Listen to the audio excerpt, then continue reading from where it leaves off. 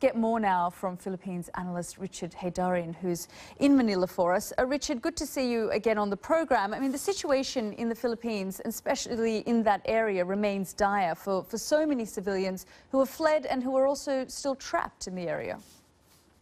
Well, I mean, according to the military, 90% of the town has been taken back, but we're talking about urban warfare here, and generally it's very risky, very tortuous.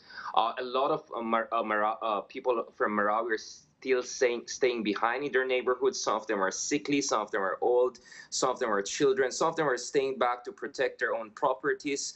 So there has been a lot of concern about civilian casualty. In fact, over the past few days, some residents of Marawi were sending me pictures and asking me to talk to the Philippine government because the air raids by the Philippine government could cause a lot of casualties and is striking fear into the heart of some of the residents who are stuck in neighborhoods where clashes are happening and where the extremist groups are using the residents as human shields. Now, earlier today, Defense Minister Delfin Lorenzana said that they may reconsider the air raids because of the friendly fire incidents whereby 10 soldiers from the Philippine Armed Forces were killed. So apparently the air raids are not as smart and surgical as the government has tried to put it. And this underlines the risk of really urban warfare and why this siege in Marawi, these clashes in Marawi could continue for weeks to come. I mean, the last time we had a similar situation was in 2013 when there was a siege on Zamboanga by another splinter faction from the More National Liberation Front, and it took more than 2 weeks by the government, combined forces of Air Force, of Navy, and Philippine military and the Philippine National Police to take it back. I think we're facing a similar situation here, except we're dealing not only with an ISIS affiliate, but probably a much more internationalized ISIS affiliate with the reports of Arab fighters, Caucasian fighters, among Southeast Asian fighters joining the so-called Maute group there in the clashes and the siege on Marawi.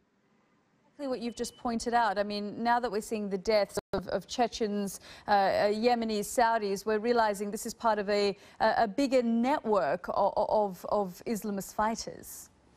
And I think, this is the reason why, as I correctly speculated and later confirmed based on my discussion with relevant contacts, that the reason why the martial law was not declared only in Marawi City, the epicenter of violence, and was extended all across Mindanao, is because there were concerns about potential coordinated attacks across Mindanao and beyond. And of course, it's troubling for Duterte, president of the Philippines, to suddenly say, well, maybe I'll consider nationwide martial law.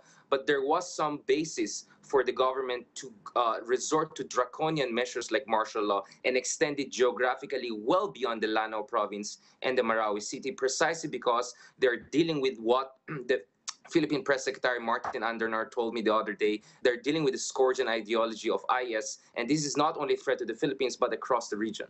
Richard, thanks very much for joining us and for that analysis. Pleasure.